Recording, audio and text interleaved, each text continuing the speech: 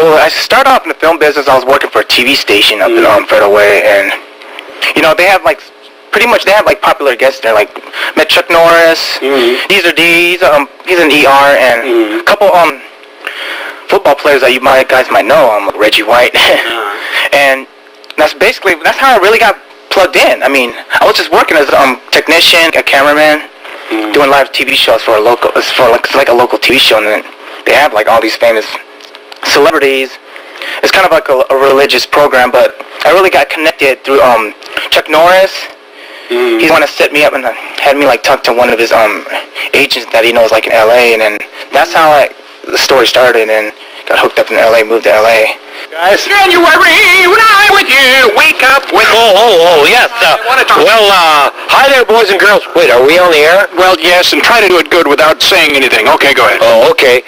They only have one microphone, so... Only one microphone? Yeah, I mean, should I give it to Patrick? Well, give it to Patrick. Should I unplug it? Because they don't want to hear his voice. No, go ahead, yeah. Oh, okay. Here you go. Ask us a question. Yeah, okay. But I don't know if I like that question. Well, I don't either, but we'll try one more time. Good. Now, go ahead, give him a shot, another shot. Oh, okay. Wait a minute, I'm not done talking yet. Oh, all right. Well, all right, now you Okay, here, talk some more. Yes, to what you're done. Oh, wait. Okay.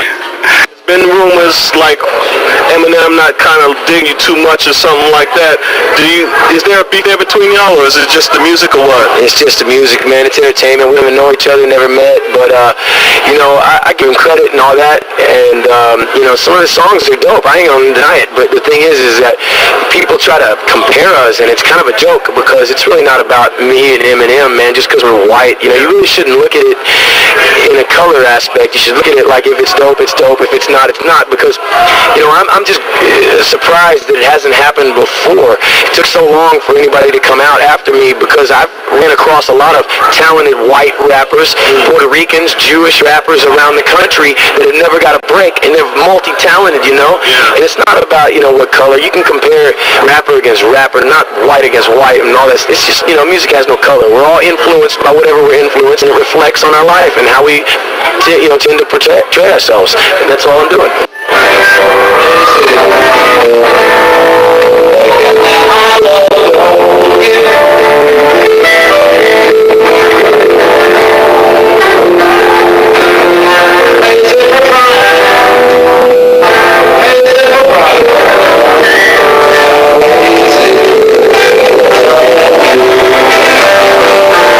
Now, what advice would you give to college students who want to get into the entertainment business?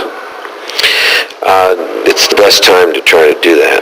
This is a very, very good time to get involved in theater and the arts. Whenever the society that we live in starts to go into a very depressed mode of fear and war or whatever, it's a good time for the arts to come out and start speaking as clear as it possibly can.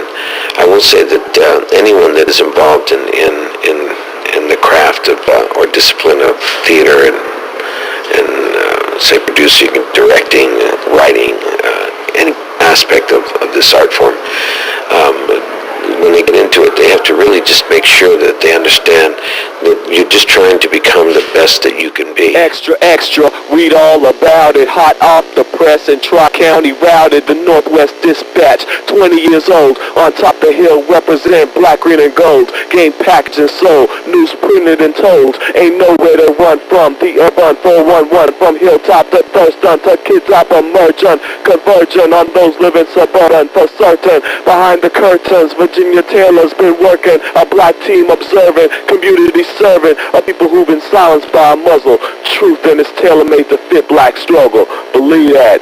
This is Dominic Fortune, the infamous Game Untamed representing hip-hop live, you know what I'm saying?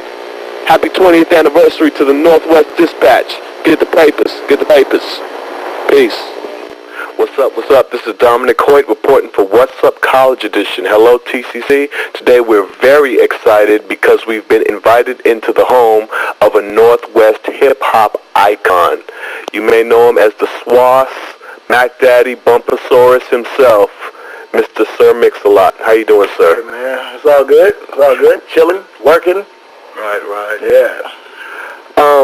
Let's start it off with how did it feel when you were first starting off? You're an icon in the sense that the Northwest didn't have any kind of representation as far as hip-hop. You broke down the door and was the first, really, to get on the map as far as hip-hop. How was that? Actually, it still bothers me to this day, because I don't really represent the Seattle sound. You know, I mean, I'm quirky. I like weird styles. My musical influences are a whole lot deeper, you know, than just a cat that did rap. You know, I listen to James Brown. I go back and listen to some old Devo. I listen to Linkin Park. I listen to Korn. I'm all over the place. So I didn't really represent the quote-unquote Seattle hip-hop sound, whatever that is. So it was like a unwanted pressure, you know, to portray what cats were seeing as the Seattle sound, to put that forth when it wasn't my sound. So it was a little nerve-wracking initially. Now I just kind of move on. I just kind of do what I do. But it bothered me initially because I really didn't want that pressure. How can people be so heartless? How can people be so cruel? Easy to be hard. What's up? This is Dominic Hoyt for What's Up College Edition here at Emerald Queen Casino. Superstars of the 80s, Chuck Negron. Yes, Negron. Negron. Yeah, there you go. From Three Dog Night. Yeah. Just an old-fashioned love song. That was one of them. Yeah, we had a really a great run. I'm no longer with the guys. I do my own thing, but of course I sing all the songs One and Easy to Be Hard, Enjoy the World. Yeah. And, you know, great run. Yeah. Yeah. What was it like back then? I'm gonna ask you first about Three Dog Night. You know, Sure. It was, actually, I'm a part of this 80s thing, but Three Dog Night's first hit was actually in 69. So we were part of that whole 60s thing and through the 70s, and it was a very, very exciting time because unlike today, you could go to the Whiskey and see Hendrix play, or the Cream, or in LA there were clubs up and down the strip in Chicago, and anybody. And Three Dog Night was one of the groups that came out of that wonderful, exciting time when there was all these festivals and Woodstock, and so you could go to a venue back then and see Three Dog Night, Led Zeppelin, and James Taylor, which was a bill. Yeah. And you don't have that today. It's it's very eclectic, and now everything is kind of pigeonholed, where this radio plays this music and this. So it's an exciting time where everything crossed over, and the only thing that was a little different at the time was R&B had their own thing, and then that totally crossed over. America was just hypnotized with R&B, so that crossed over, and then all the music was the same. So it was a great time. Page coming live at the Tacoma Dome, you know what I'm saying, with cameraman Rob Lowe. We about to kick it into physics, you know what I'm saying? Graduation time for the Stadium 92. Let's check it out.